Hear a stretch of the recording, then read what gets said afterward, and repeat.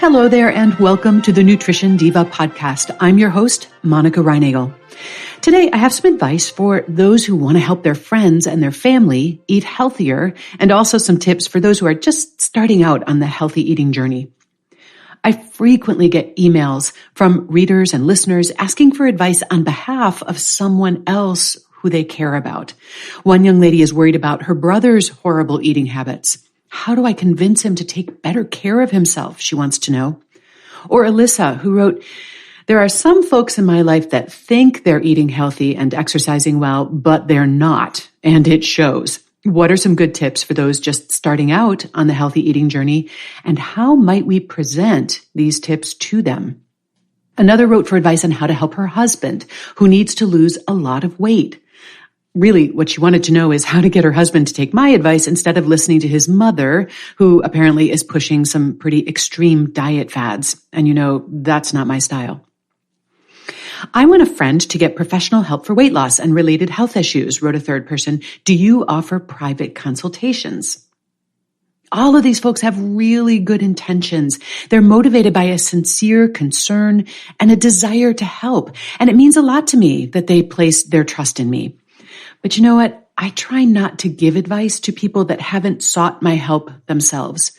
Because the reality is there really isn't much I or their loved ones can do to change someone who is not yet ready.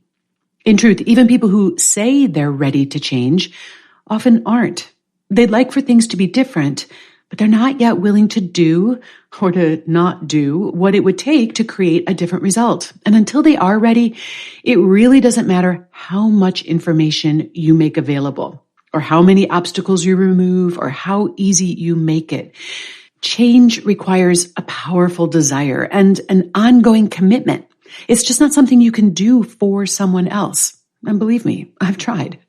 And once people have decided to make a change, trust me, they will find their own way to the information, tools, and resources they need. If they want your input or advice or mine, they'll ask for it. And look, we can't worry about whether the information they find is right or not. If it doesn't work, they'll keep looking. And also keep in mind that the things that motivate and work for them may be different than what works for you or for me. Now, once someone you care about has made that commitment to a healthier lifestyle, there's a lot you can do to support them. For example, don't bring unhealthy foods into the house. Offer to watch the kids so that they can go to a regular exercise class. Think of ways to spend time together that don't revolve around eating or snacking. Be understanding about the occasional grouchiness or bad mood, because you know what? Change is difficult. Don't second guess their methods or offer them unsolicited advice or coaching. And finally, don't be afraid to ask what they would find helpful. Just remember to listen and then respond to the answer they give you.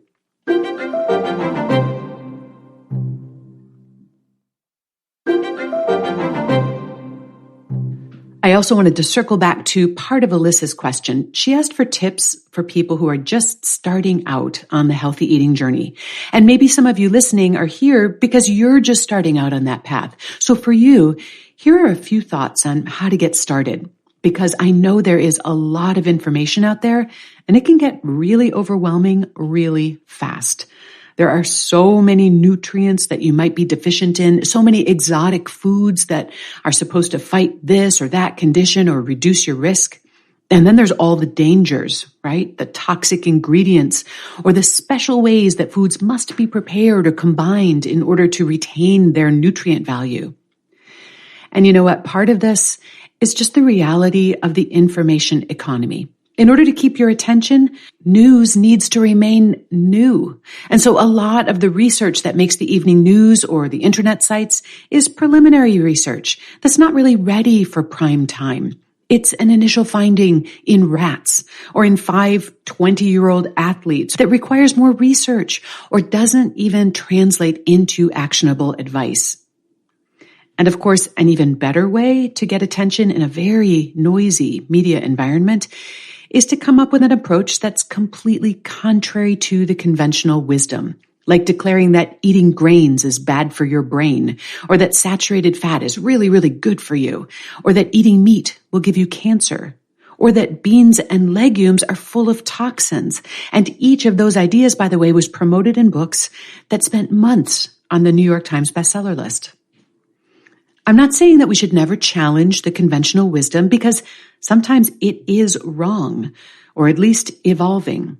But subtlety, common sense, and moderation don't sell. And as a result, people who challenge the conventional wisdom often end up going a bit overboard, going to extremes, throwing the baby out with the bathwater. And a lot of the popular conversation around nutrition has devolved into highly polarized camps that spend a lot of energy attacking one another. All of this is just to say that I really feel for the average layperson who just wants to eat healthy and doesn't have time to make it a full-time job. The good news is that all of the dangers and the threats are not nearly as dangerous and threatening as they're made out to be. But by the same token, the magical powers of this berry or that tea or that herb to cure and prevent all that ails us have also been exaggerated. A healthy diet is really a lot less complex and difficult than we tend to think. It really comes down to just a few guidelines that can be summed up in a few sentences. And you've heard me say these sentences lots of times, but to review, eat as many different kinds of vegetables and fruits as you can. Eat a variety of legumes and whole grains to promote the growth of healthy gut bacteria. Get most of your fats from healthy sources like nuts, avocado, olive oil, and fish. And of course, limit your intake of added sugars, refined grains, alcohol, fried food, and highly processed foods.